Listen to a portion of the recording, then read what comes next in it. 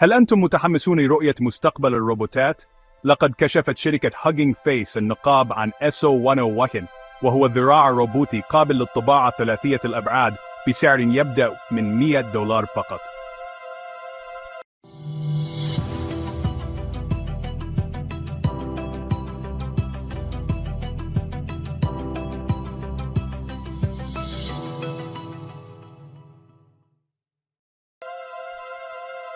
SO101 ليس في متناول الجميع من حيث السعر فحسب، بل إنه قابل للتخصيص بدرجة عالية، حيث تتراوح أسعاره حتى $500 بناء على خيارات التجميع والرسوم الجمركية. يتميز هذا الإصدار الأخير بمحركات محسنة ودعم أفضل للوزن وحتى كاميرا مدمجة. بالإضافة إلى ذلك، يمكن تدريبه لأداء المهام من خلال التعلم المعزز.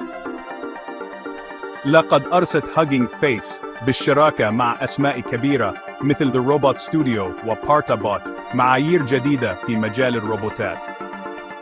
وإذا كنتم مهتمين بالروبوتات الشبيهة بالبشر، فانتظروا ريتشي 2.